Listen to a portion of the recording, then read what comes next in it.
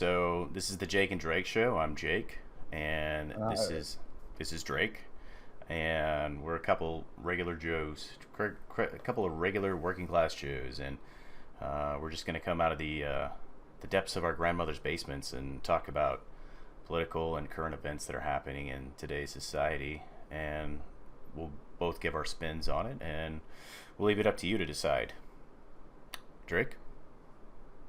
so I guess just cover stuff from this last week. The big one is that Joe Biden, the presumptive Democratic nominee, and everybody keeps saying he's a nominee, but that's not settled yet until after the convention, which is like what, next week or the week after. See, I find that funny though. Sidebar. I just find that entire presumptive Democrat nominee because I think as long as your name isn't like Bernie Sanders, it's not presumptive, right? Well, I mean, yeah, but I don't know. There's been that whole quote unquote conspiracy theory that Hillary is going to end up being the nominee because the country is looking at this decision of Joe Biden as a what the fuck moment sort of thing. So, I mean, you never know. It's not settled until after the convention. And I mean, who knows? Joe Biden might fall down a flight of stairs or something, and Okay, or he might, you have a Joe point. Biden might commit suicide. Joe Biden suicided himself. The the pressure was too much. It was just Something. You never know what's going to happen. So, I mean, until the convention, nothing is guaranteed. yeah But until those the super fact that super delegates weigh in, right? exactly. But the fact that Kamala Harris was the one that he selected, I mean, she's a strong candidate for sure, but why? In a world where everybody's screaming to defund the police and so on and so forth, you're picking somebody who jailed marijuana smokers and was touted her record of being tough on crime in California when she was running for president for the nominee. It doesn't make sense, and it's something's not right there. I find it particularly interesting when we talk about why Kamala Harris. I asked myself that like quite a Well, few see, you times. pronounce her name wrong, and that's racist and misogynistic. All right, well, If you pay attention to what the social media and the everybody's I saying. have a last name that people mispronounce all the time, and I work in that industry where nobody calls anybody by their first name anyway. So, okay, I'm sorry. Let's just say Senator Harris. So I just find it odd because Senator Harris, outside like the first debate when there was like 20 bozos on stage, she didn't do particularly well. She dropped out with like less than 2% support, and the whole reasoning behind nominating her was what it was. We nominate her because she's gonna help. I guess the term was that she's gonna help rally the the middle base of the country, which Joe is running on as being, it depends on what day of the week you ask him. He's progressive or he's moderate, or and the same thing with her is like she's supposed to get all the housewives out of the house. Is that what it is? I mean, so for somebody that got 2% of like the Democrat poll to mobilize anybody, that doesn't make sense. As you said, somebody that I'm tough on crime, jails people on small marijuana charges and laughs about it. Somebody that at one point said, "Yeah, I believe all women when they say Me Too," and I believe Joe Biden's accusers, and then now, because remember, it wasn't too long ago we had the Kavanaugh hearing for him to Yep. take the Supreme Court justice seat, and so we're gonna believe all those women. But she hasn't come out and said anything about the Joe Biden accuser from the mid '90s, has she? Well, she did, and Stephen Colbert did his softball interview for her and asked her about it, and all she could do was laugh and say, "It was a debate. It was a debate." So she was either lying at that time in the fact that, or saying that she believed the accuser, or she's going back on that completely now. For strange, let's say, partnerships. Because in those debates, you landed haymakers on Joe Biden. I mean, his teeth were like chiclets all over the stage. And now I believe you that you're fully supportive of him. How does that transition happen? How do you go from being such a passionate opponent on such bedrock principles for you, and now you guys seem to be pals? It was a debate. Not everybody landed punches like you did, though. It was a debate. So you don't mean it? It was a debate. The whole reason, literally, it was a debate. It was called a debate. I understand. Everyone traveled to the debate. There were journalists there covering the debate, where there would be a debate of differences of opinion and issues. Okay. I am 1,000% supportive of Joe Biden, and I will, again, do everything I can to make sure he is elected. And saying it doesn't matter that Joe Biden did do what is alleged he did. If it's a path for her to get to the presidency, then she's willing to take it. So that was a big kind of head-scratching moment. I was fairly certain she was not going to get the nomination or be his pick because of that. He went after her hard. I mean, and Tulsi just tore her up in those debates when Tulsi was allowed to debate. Yeah, Tulsi just destroyed her. It was we'll probably pull the clip up in a little bit, but yeah, dude, she got roasted pretty hard by Tulsi Gabbard. Senator Harris says she's proud of her record as a prosecutor and that she'll be a prosecutor president, but I'm deeply concerned about this record. There are too many examples to cite, but she put over 1,500 people in jail for marijuana violations and then laughed about it when she was asked if she ever smoked marijuana. She blocked evidence that would have freed an innocent man from death row until the courts forced her to do so. She kept people in prison beyond their sentences to use them as cheap labor for the state of California. And she fought to keep cash bail system in place that impacts poor people in the worst kind of way. Thank you, Congressman. I think the biggest thing that would bother me if I was a Democrat, the biggest thing that bothers me about her, assuming I was a Democrat, is you don't know what her platform is. So if I was a Democrat, I guess I would be a moderate Democrat. So little backstory: my mom and my dad are both Democrats, and my mom not so much now because she lives in a nursing home, but my dad is, he's a Democrat. He voted for Hillary. He voted for Obama. He didn't vote for Bush. So, and he's going to vote for Joe Biden. And the sad part is like, at one point, like, I'm not saying that like the Republicans were the good people all the time. There's bad people on both sides, but the Democratic household I grew up in, dude, my mom's black, my dad's white. I wasn't allowed to say certain words, if you know what I'm saying, because those words, like, they're not okay. So nobody gets to use them, not even people of color.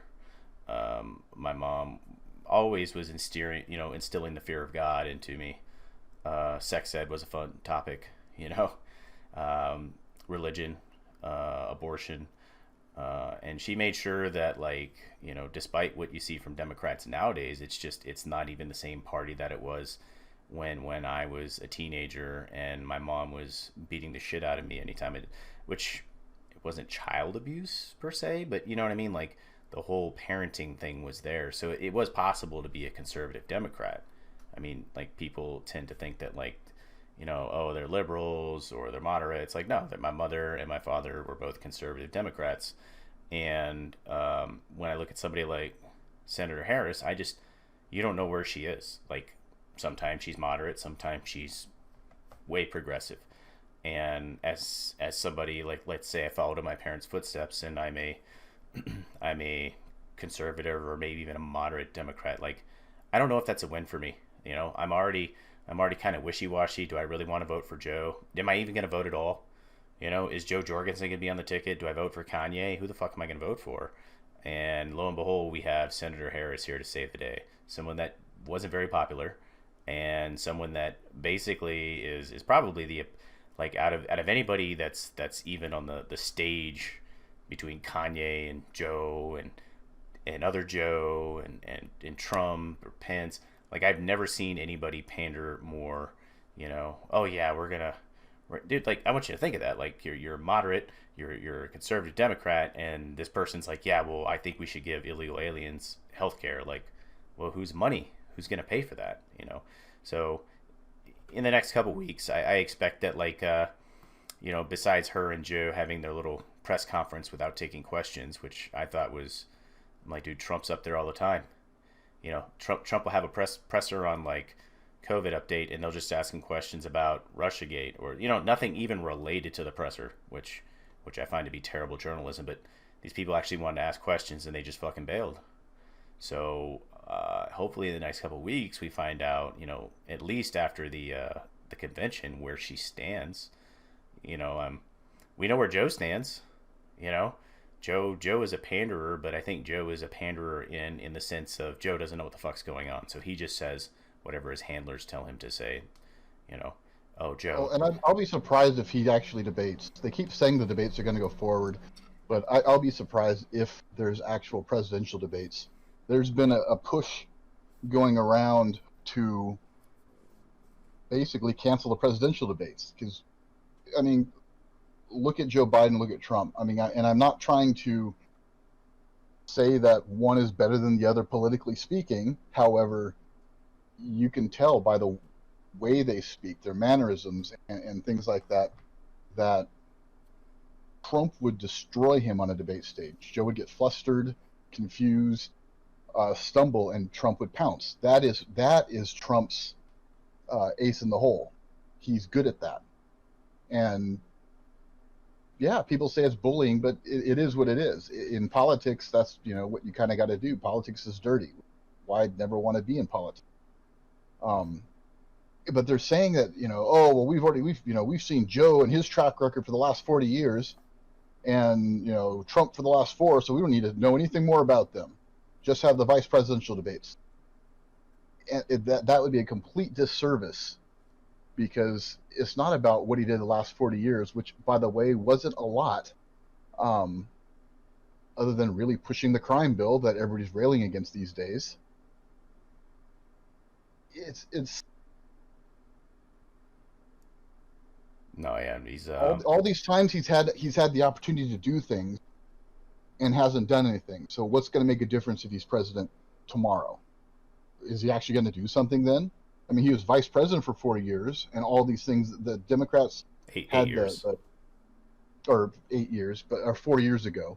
But he was, you know, the Democrats had the House, the Senate, and the presidency. They had control over all the branches and did nothing. Well, the Republicans had the Senate, and they had so they took the Senate. They didn't have it initially. No. But, like, when Obama first took office, the Republicans had the House, and I think the Democrats had the Senate majority.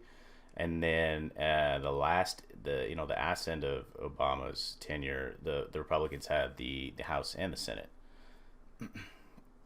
And the thing is, like, when I want to go back to what you said when you say about the mannerisms or the way somebody talks, is like, a lot of people that don't like Trump, one of the points that they stick to is he just doesn't sound very presidential.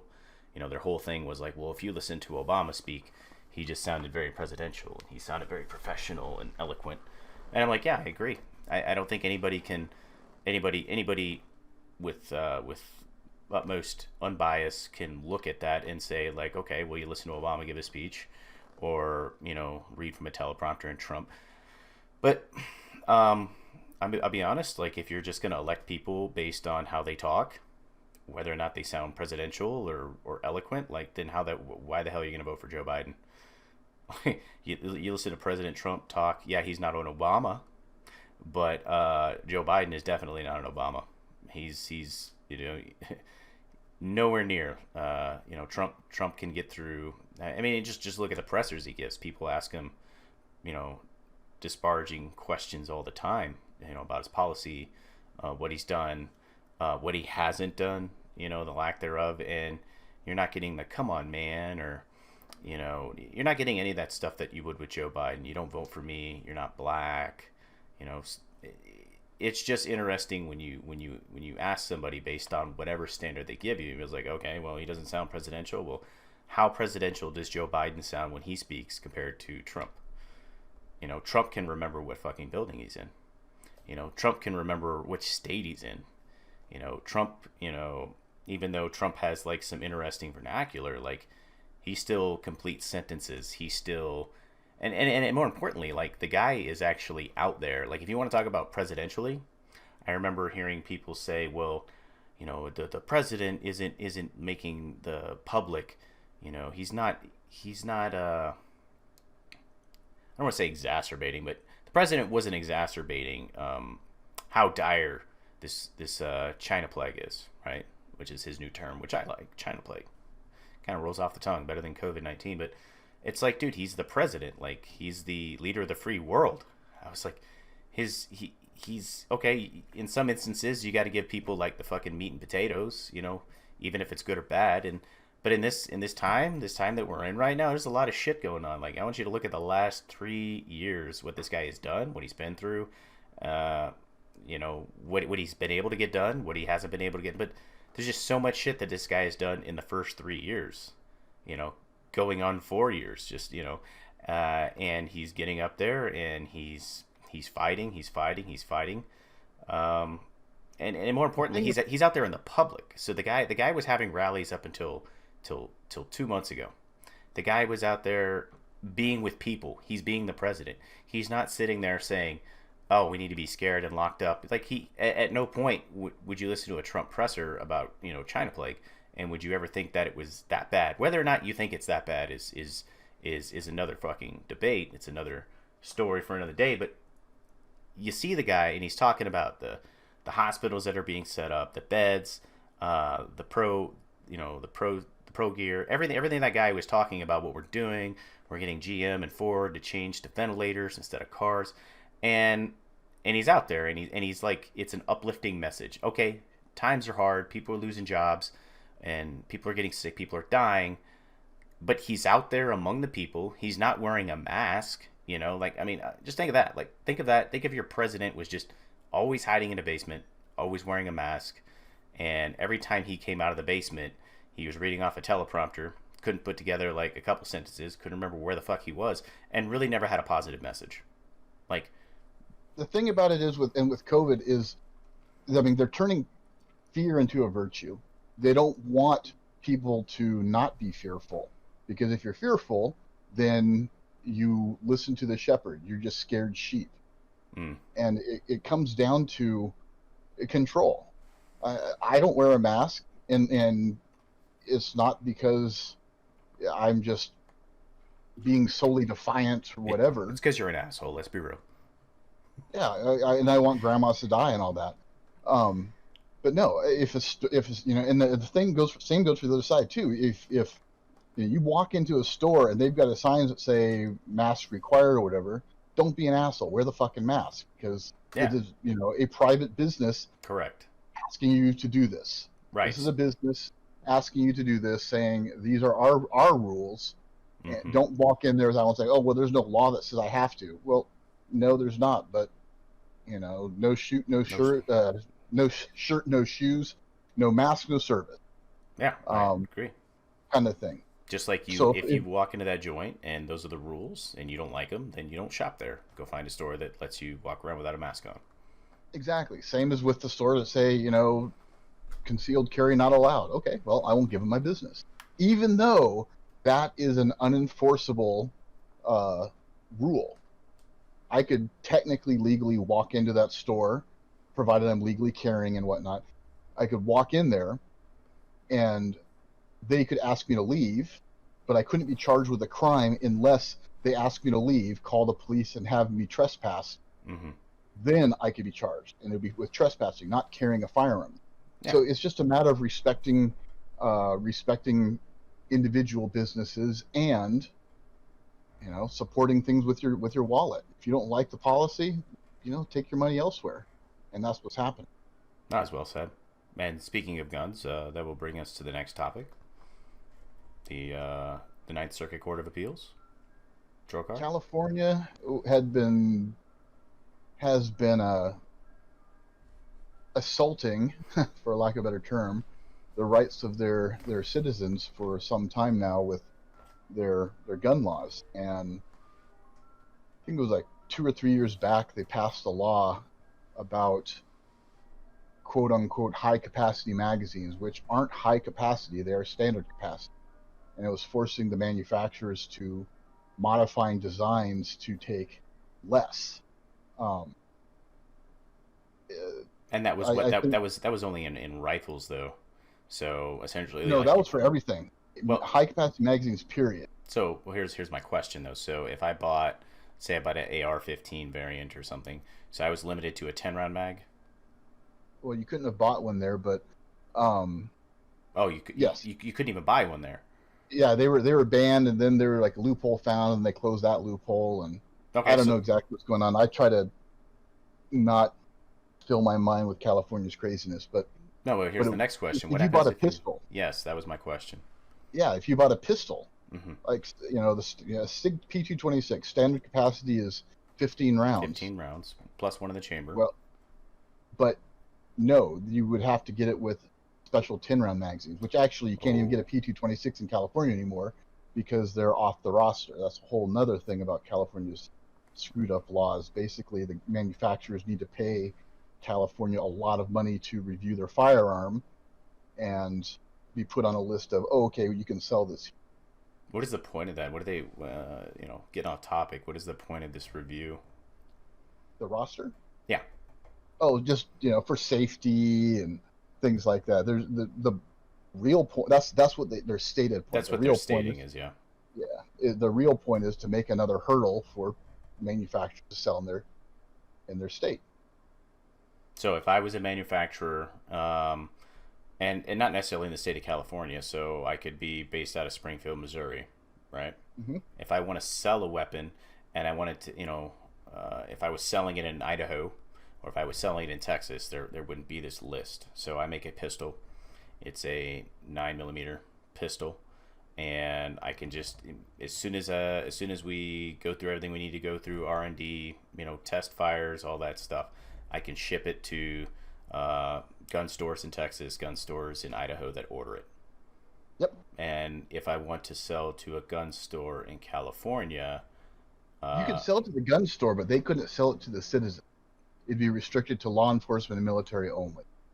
But that's without them paying. That's without the manufacturer, or that's without the gun store paying to have the list test done, or whatever the hell you're talking about. The manufacturer needs to get it. So I'm a manufacturer. I make this brand new semi-automatic 9mm. It's got all these good features. I have to pay the state of California to review my firearm in order for it to be put on a list to be sold to more than just military and law enforcement. Correct. In the state. Oh, okay. Well, it seems a little more like a means of control. I don't think you'd argue on that. That's just kind of silly. But I'm sure that's. I mean, it's already been challenged, and I'm sure that's going to be one of the next fall. Although the reasons behind that are at least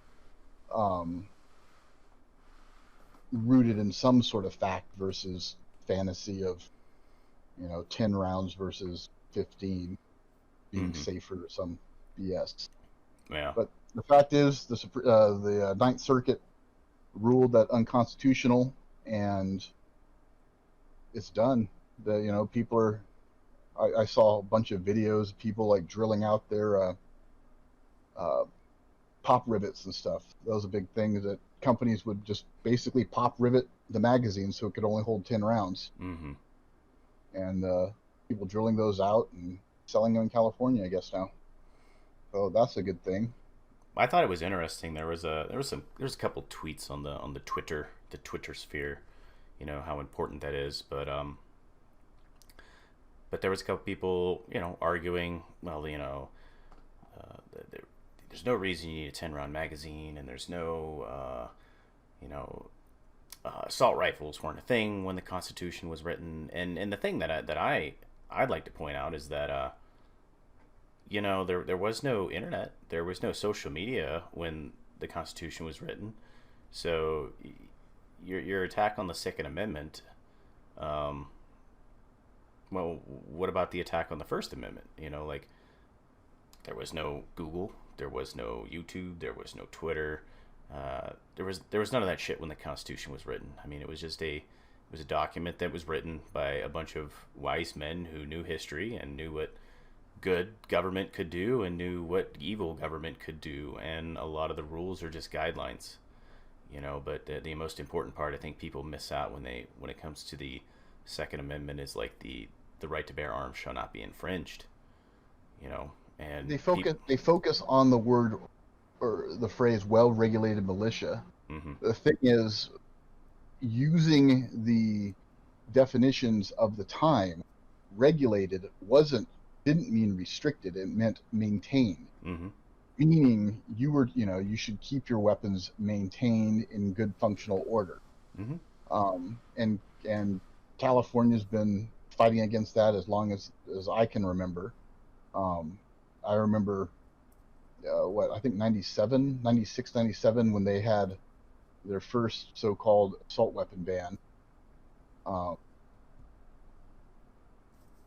which is another made-up word. They made that up because they couldn't call it an assault rifle, because there is an actual legal definition of assault rifle, which is a full auto or select fire weapon, basically used by the military. And so they use assault weapon because that didn't have a legal definition, and they wanted just to make the gun sound big and scary and so on. So it's a shell game, and it was initially covered because they want to ultimately ban all firearms from the hands of civilians and move from there. Even, Kamala Harris has said that, yes, there's no reason for anybody to own an assault rifle, but we need to have a mandatory buyback. So but nobody owns an assault rifle. That's like you said. Oh, well, assault weapon. Mm-hmm. Actually, they do, and that's the thing. You can still own machine guns here in the United States of America as a private citizen. Mm-hmm. You just have to go through a huge process and so on to do so. And so that's what I see as their agenda. What they'll do is they'll classify the ARs and semi-auto rifles and things like that as NFA weapons, meaning they're regulated under the National Firearms Act, meaning you pay $200 to be able to own it, and so on. And that's what they want to do. It's basically adding more hurdles until they can finally take it. Because essentially where you start off is the magazine. I mean, you don't come right out and go for the weapon. You're never going to get it. But well, yeah, the analogy of the bullfrog. How do you boil a bullfrog? You turn up the heat real slow, real low, and just gradually increases. You don't go out right on day one and say we need to get rid of all guns. You go out there and do the magazine. Then you start registering all the parts and pieces of the firearm, as they're doing in California. Then you do the ammunition, and so on, until there are so many hurdles that it is near impossible. The recent, I can't remember what it was called, the SAFE Act or something. There's recent legislation promoted that on the surface sounded great, but if you dug into it, well, actually it sounded great in the sense that we've already got it, but if you dug into it, it literally, there would be, I think, 2 or 3 days out of the year that you would be able to submit a check and be quote unquote guaranteed a response. I'd have to dig for more information. That could be a topic for another day, but I think that's long since been forgotten about. So but it'll just be stuck onto some other bill later when no one's paying attention. But most importantly, the people that will say, you know, there is no, you know, da da da da. It's like, look, there's only one purpose of the Second Amendment when they wrote it. It wasn't because people were hunting, and it necessarily wasn't because people were breaking into each other's houses and they need to protect themselves. Like, I mean, yeah, there's many reasons why you should own a weapon.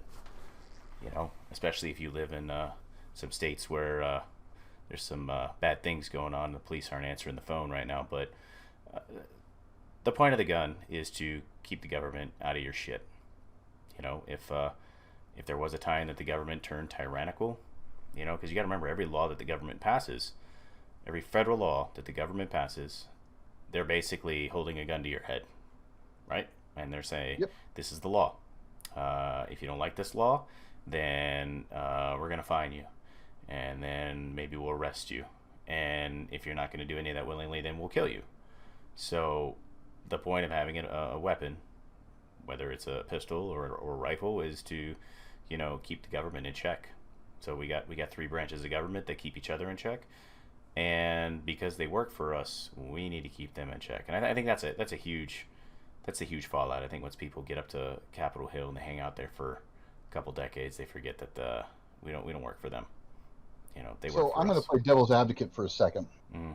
So, what would Joe Citizen do with a AR-15 against the government? If the government did turn tyrannical, what good could it do?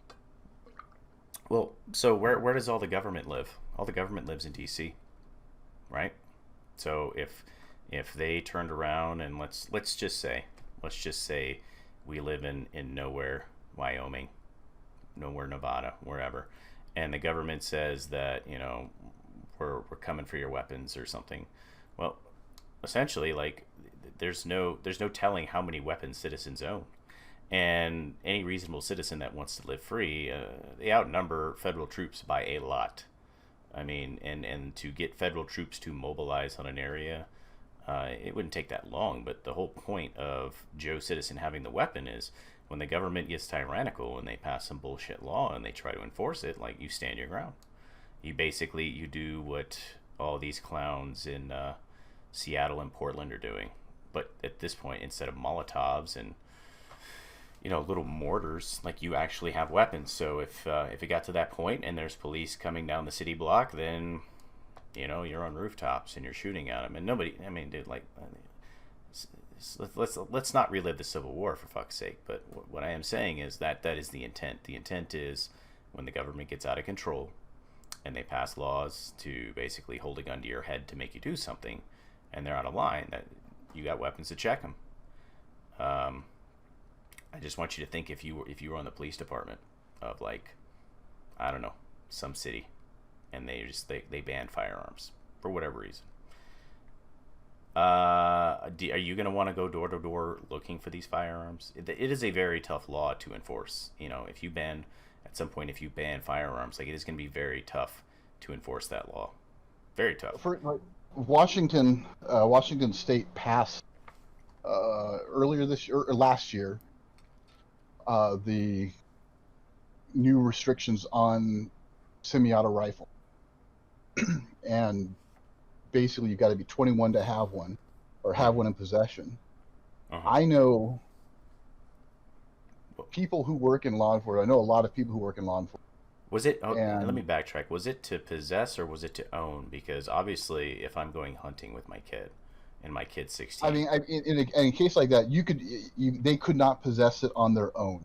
They have to be with an adult over 21. and is my so it's got to understanding. be registered to somebody And over 20. registered, yeah.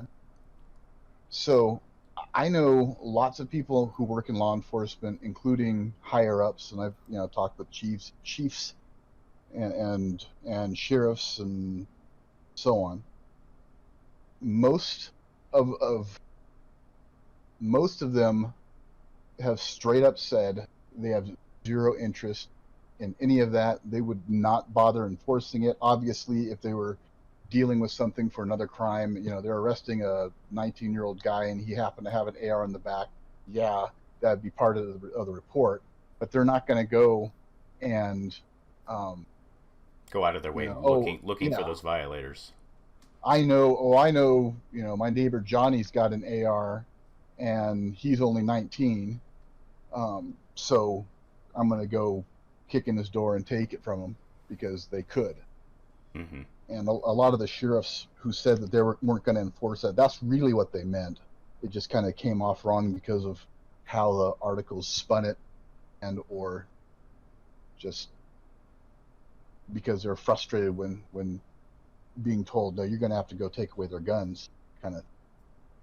And really, places like Washington are run by Seattle and Olympia. California is run by San Francisco and LA. Those sorts of things. The people who live in the boonies, Eastern Washington is nothing like Western Washington as far as politics. Yeah, they're your neighbors pretty much, yeah. Yeah. Mm-hmm. They are, a lot of them are saying, yep, as soon as we're retired, I'm moving further east.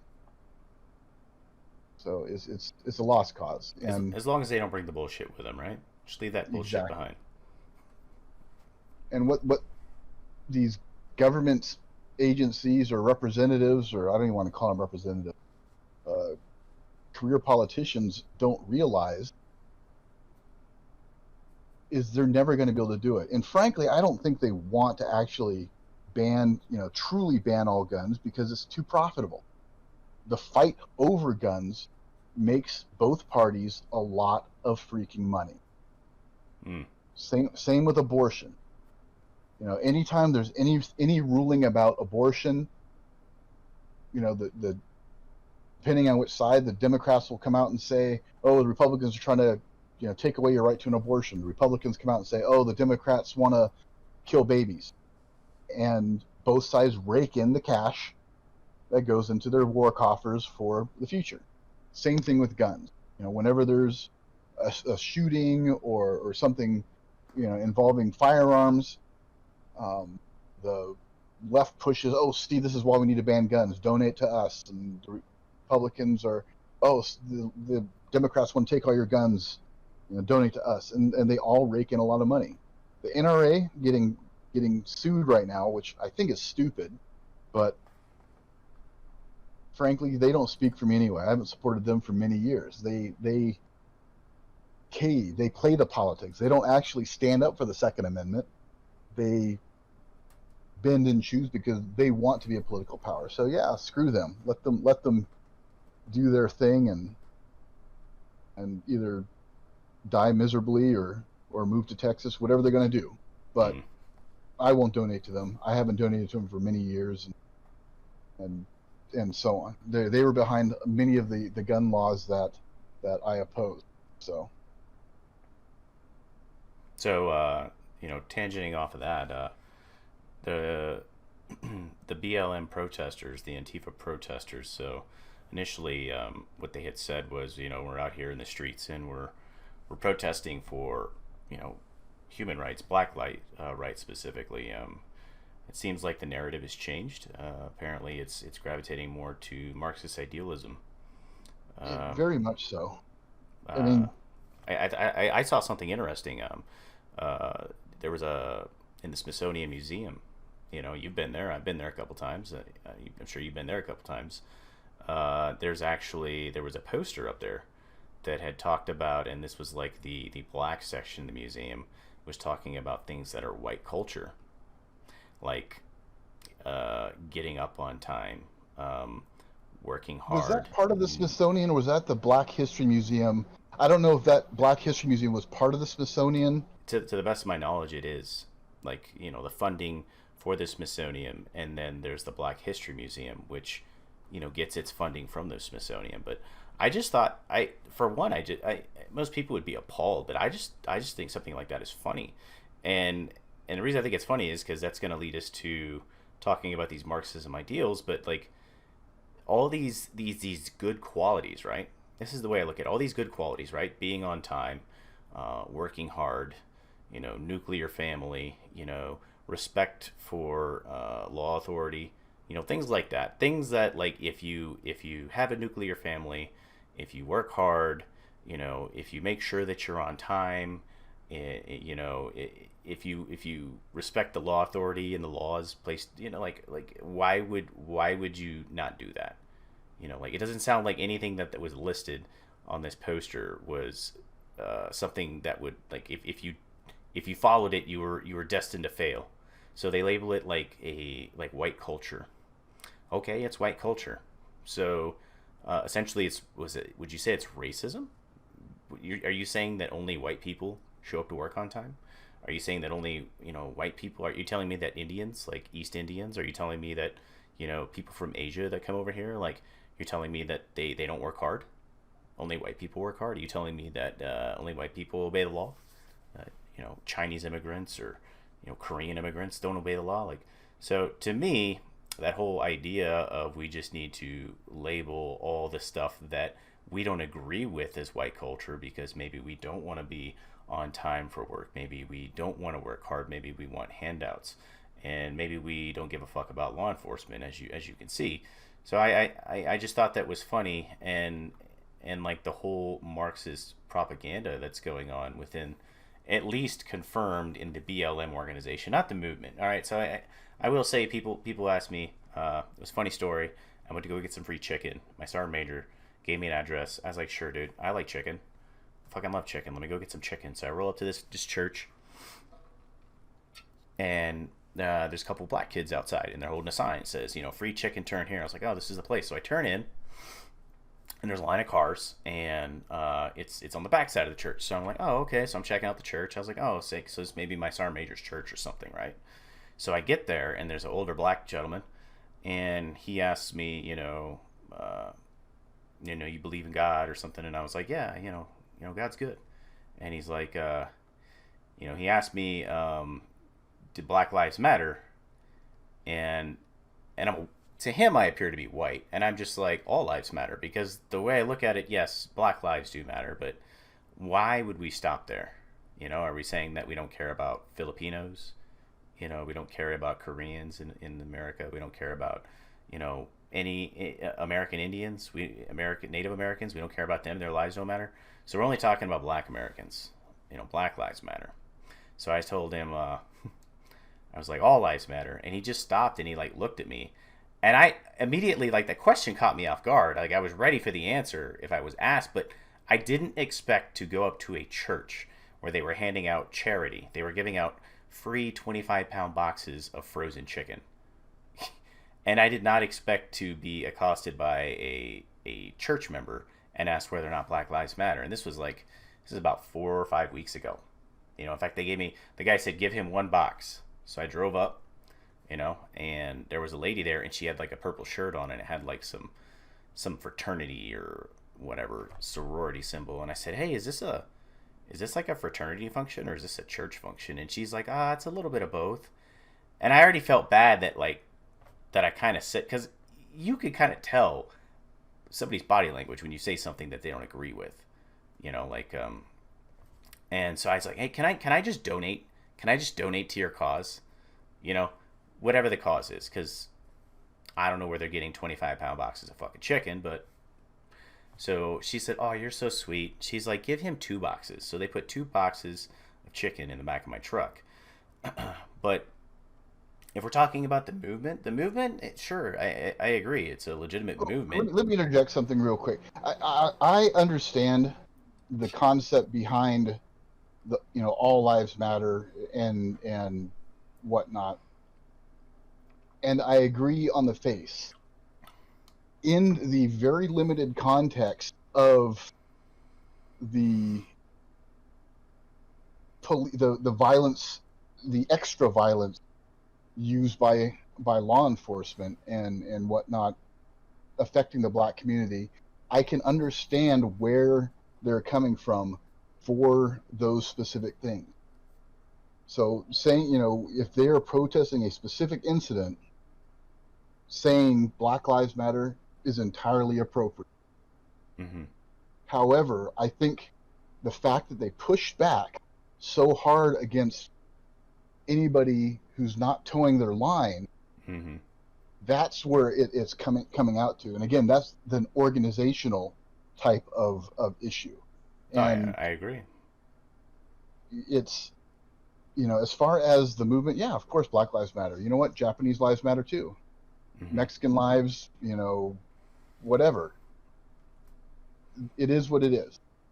But it's the Black Lives Matter organization is what I have a problem with. If people go out and they protest, hey, that's great, exercise that right. If people go out and stop traffic, hey, it may be a protest, but you're keeping somebody from you're preventing somebody and their rights. You have a right to protest. They have a right to pass. And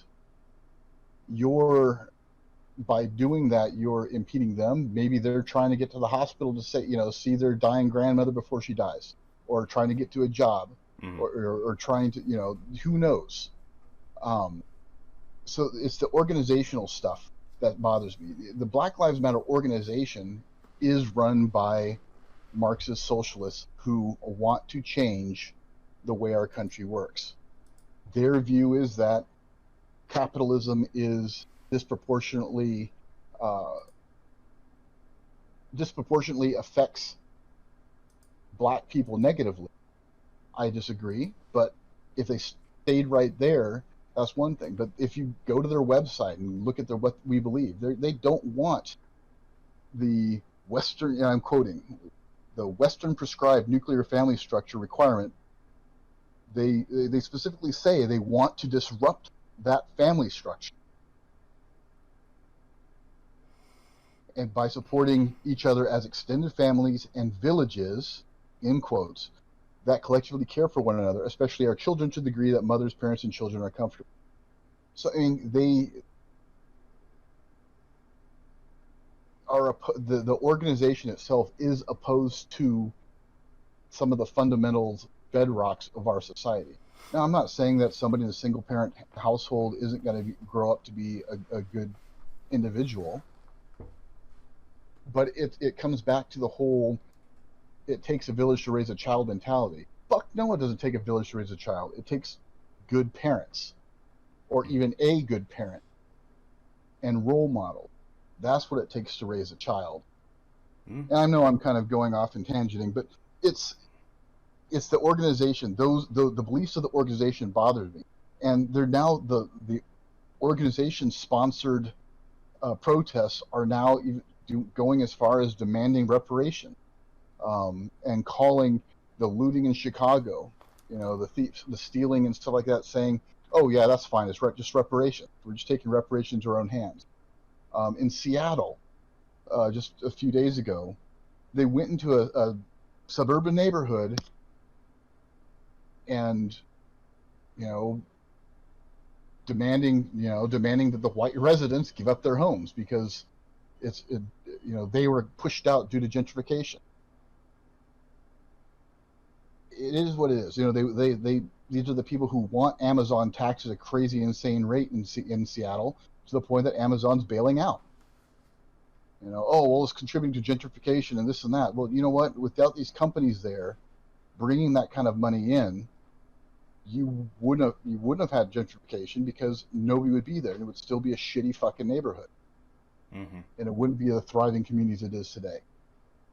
So organizationally, I am absolutely opposed.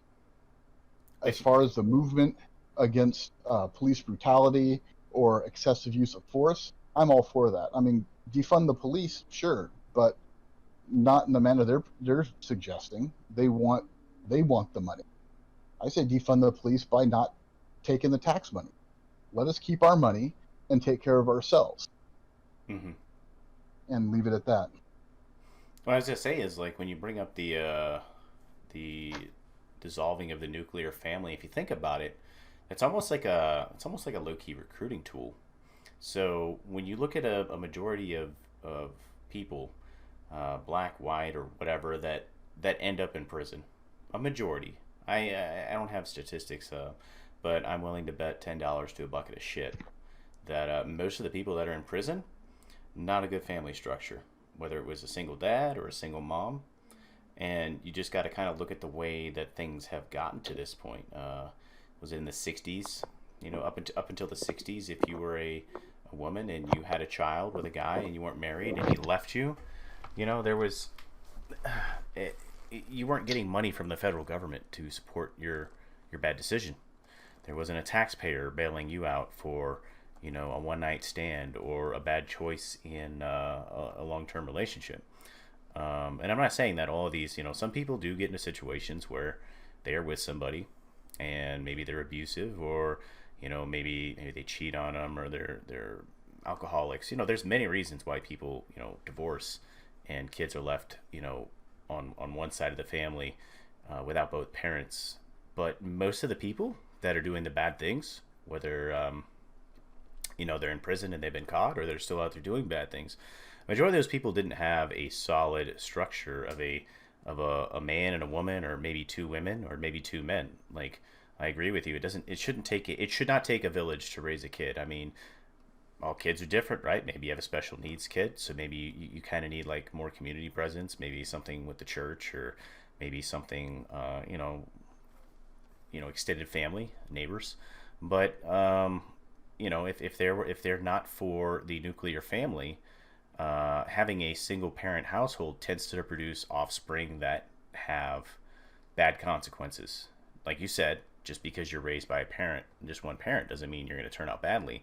But statistically speaking, if there was a you in a universe where you had two family members, and there was you in another universe where you only had one, the odds that you end up making it and you're not a burden to society and you're respectful of others when you had two parents compared to one it's just night and day different. So if they can encourage people to not live by the nuclear family, then that means they're going to have kids, and these kids are going to be, they're only getting half the parenting, if any. And essentially, this mother and this child are living off the welfare state, which is essentially what the Marxists want anyway. They want the big government, central control, just people eating out of their hands, standing in line for breadcrumbs at that. So if you look in between the lines, I mean, we look at it. When you read that, that's what I see. I see as a means to grow the movement.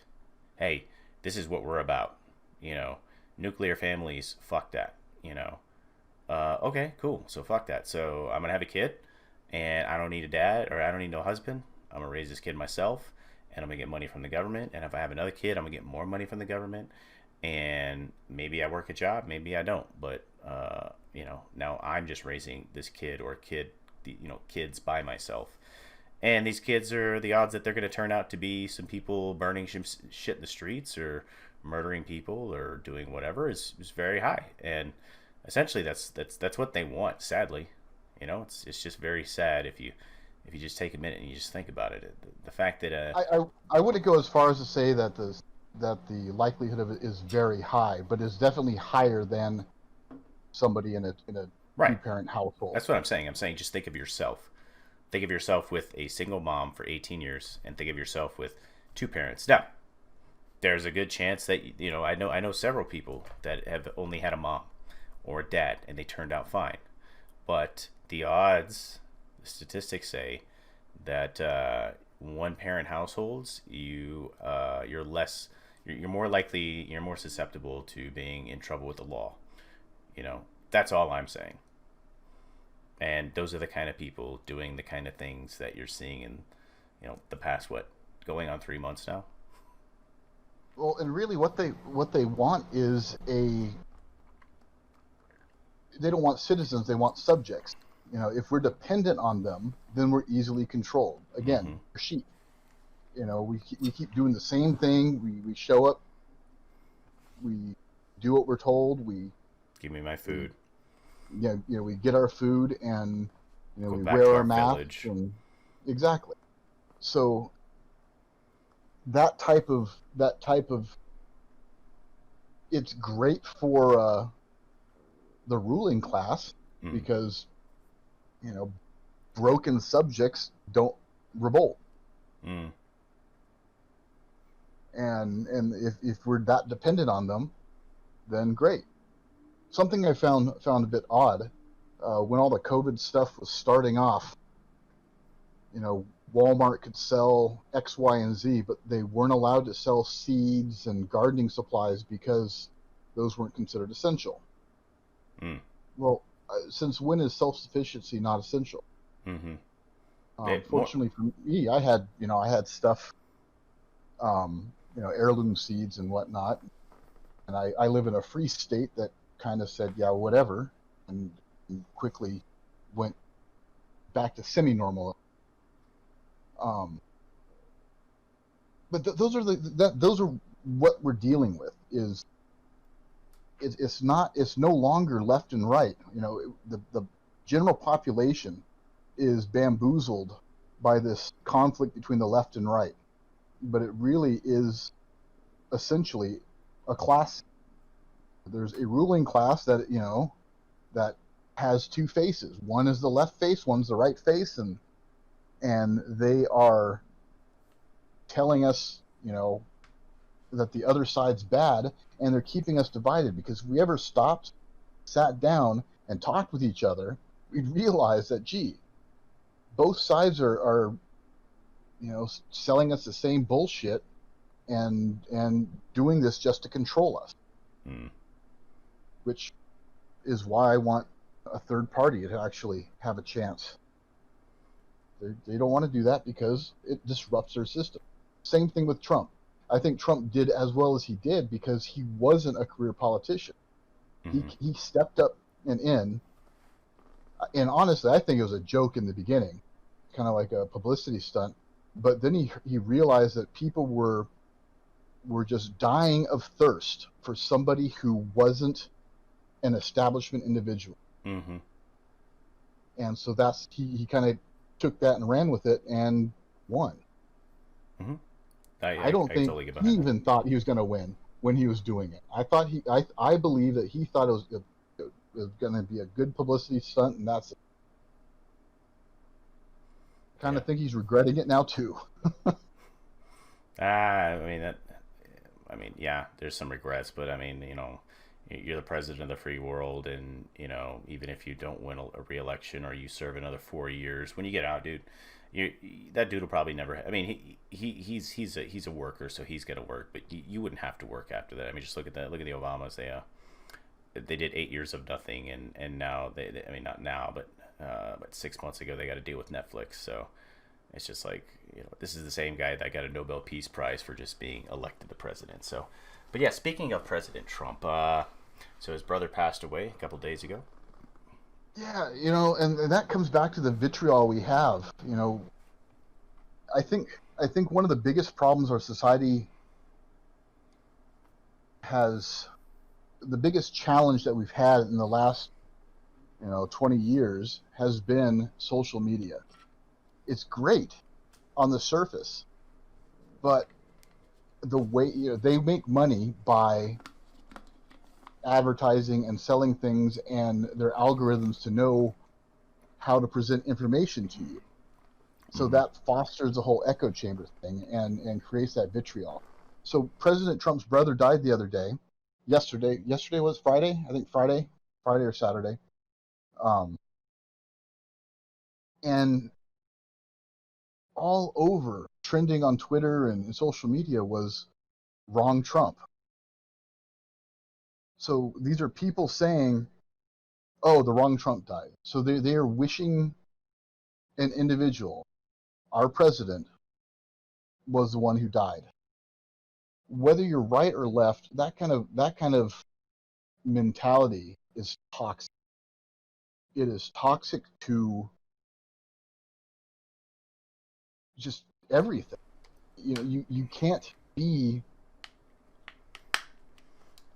what I don't even know. I'm at a loss for words because it's just so flabbergasting to me. It's just appalling. Imagine if that had happened in President Obama's tenure. Maybe somebody in his family died, and they're like, "Oh, it was the wrong Obama." Whoever that was, whoever those people were, they would have been doxxed. They would have been canceled. Their lives would be ruined. And it's because it's Orange Man bad. It's okay. I think for the first 4 years of Obama's presidency, I didn't vote. I didn't vote in that election. I didn't. I liked John McCain, but I just didn't vote. And Obama won. I think we all knew he was going to win, right? I had people like my mom. My mom's black, And I asked her if she was going to vote for Obama, and she was like, yeah. And I asked her, I was like, well, why are you, what are you voting for him? She's like, because he's black. And I'm just, so you're going to vote for him because he's black? Like, what if he, what if he was going to take more money out of your pockets? Like that was the whole thing, is like people voted for him because he was black. And when he was up for re-election, like I just kind of realized, like the first 4 years, he didn't really do anything. There's just so much that President Trump has done in like less than 4 years. Like I would have to go and look up Obama's accolades to see what he actually did that was good. Affordable Health Care Act was not good. Giving money to Iran was not good. Everybody wants to talk about Trump as a warmonger. We're talking about President Obama launched, thousands and thousands of drone strikes. He drew more division in the Middle East than we have now. There was a lot more tensions with North Korea. I mean, there's just a list and list. So like by Obama's second term, when he was coming up for re-election, I was just kind of like, I should vote, but I really don't know who this Mitt Romney guy is. And you know what? I was just thinking to myself, I was like, things don't really look good, right? They don't look good. I'm just not going to even waste my time voting because he's going to win again. And we just need this to pan out. We need like a certain frustration level, like a little meter of Americans getting frustrated. And if Mitt Romney had won, we would definitely not be at Trump right now. I can tell you that much. And we wouldn't be where we were with the economy. We wouldn't be where we were with the military. We wouldn't be where we are with peace in the Middle East, and at least North Korea being like somewhat chill. There'd be a lot of things that wouldn't be here. So, but yeah, dude, if somebody had spoke ill of President Obama, and I'm not, and maybe it's because he's black or maybe because he's Democratic, but if they had said that, the wrong Bush died, like nobody would have cared. Just like when they say the wrong Trump died, nobody cares. So I don't know if it's necessarily a racial thing, because that's not my business. I'm not in the business of raising cities based off of racial tensions. Like that's not my goal. But I am saying that if the page was turned and Obama's cousin died, or we said the wrong Obama, like you would be doxxed. People would know where you live. You would have been fired from your job. I mean, cancel culture would have been at full force, and it is. I get it. Like you don't like the guy for whatever reason, okay? I didn't like Obama. But what I do know is, regardless of who the hell my president was, I just wanted my country to succeed. I don't give a fuck. I don't give a fuck if it was Hillary. If Hillary had won, as long as we were winning, okay, you don't like who's in charge of your country. And something I tell people is like, you think the president's in charge. He does have a lot of executive power, but the legislative branch has a significant amount of power. So when you're mad because this happened, like, why don't you see what, those 400 and some odd knuckleheads were doing? Why don't you go line by line and see who voted for this bill and who voted against this bill? Why don't you look at, like, the real villains and the real heroes? It's just so much easier to blame one guy. It's so much easier to hate one guy. I get it. Totally get it. Well, and I think a lot of that, what you're saying is kind of keying in on what a lot of the actual protests are about. It's not, yes, it started with police brutality, but it now is about dismantling the United States. Yeah, good chat. We're looking to do this on a regular basis right now. It's probably going to be like a weekend thing till we get the grassroots movement started. But just a little bit about myself, and then Darian will talk about himself. I'm 37. I've been in the Army for 17 years. Before I was in the Army, since the age of 16, I held a job. I flipped burgers at McDonald's, flipped burgers at Sonic, flipped tortillas at a Mexican restaurant. I've washed cars. I have welded. I have worked moving pipes, irrigation pipes in a cornfield. Like I've always been employed since I was 16. I've always had a job. So to me, the value of $1 means a lot. I like keeping as much money in my pocket as I can, and the value of just hard work and grinding till things pay off. Did I think I was going to be in the Army this long? Fuck no. I wanted to get out every time I had the opportunity. My contract was up, but there were no jobs. You know, that's how great Obama's America was. There were no jobs every time I tried to get out, you know. So finally, I'm at the point where I'm just kind of like, fuck it. I'm going to stay in. I'm going to retire. And then I'm going to use the trade I learned in the military. So not only do I have a trade skill that I have honed for decades, you know, we'll say, you know, 20 years when I get out. I've also rubbed the elbows with the people to get the jobs to work in the government sector if I wish. And I've also I've learned a lot about the world. I've learned a lot about people, good people, good places, bad places. You know, the best and worst times were in this career field. The best and worst people were in this career field. Seeing things on Fox or CNN compared to actually being there, you know, I've learned to not really trust what the media says. When the president says that certain things are fake news, he's not wrong. And then a couple of like my core beliefs. I've got like 4 of them. So my core beliefs are basically pay your taxes, right? Trokar Darian has a different outlook on taxes, but I understand that some taxes are necessary. We need tax money to pay for the Army and the Navy to go keep bad people out of our country. Okay, so I pay taxes. Do I like paying taxes? Fuck no, I don't. But I pay my taxes, so I expect any other American that's making money in the United States of America to pay their taxes too. Pay your fair share. I pay mine, you pay yours. My second core value is just don't break the fucking law. You know, I'm not breaking the law. You know, okay, I speed every now and then, or maybe I don't stop at a stop sign, but for the most part, just don't break the law. My third core belief is just respect other people. People are different religions, people have different accents, they fucking different colored skin. I respect people until you give me a reason not to respect you. It's usually the minute you open your mouth and you start talking about something, maybe denigrating me or somebody else, you know. But for the most part, like, just respect people. You know, you know, you don't have to agree with them. You know, you're not living with them. You live next to them. You work with them, but just respect them. They're people. They're Americans. Most importantly, they have ideals. They have beliefs, just as you do. And just because you don't agree on things doesn't mean you should just go around, you know, wishing ill of people. And finally, the most chorest of the core beliefs for me is just don't take my fucking guns. You know, like, I'm not going to get into religion. I'm not going to get into abortion. But what I am going to say is don't take my guns. Okay? So I have a gun for a reason. I have several guns for several reasons. That is a right given to me by, you know, the forefathers of this country. And there's a very good reason that we have that right. So other than that, I'm going to turn it over to Darian, who's going to talk a little bit about himself, and then we'll sign off. And we'll see you probably next weekend. I want to say one thing is that the rights that we have aren't given to us by our forefathers in the Constitution. They were identified as natural rights and codified in our Constitution. Mm-hmm. So it's not that they gave us the right to own guns.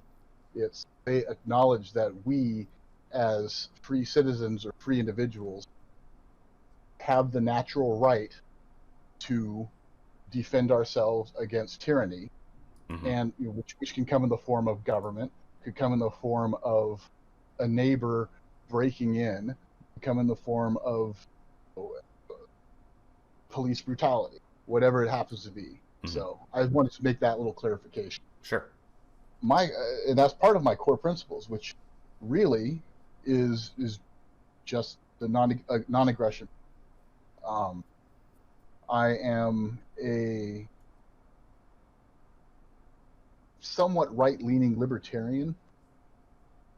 Depending on which side you ask, I'm either right or left-leaning. Republicans will tend to say I'm left-leaning.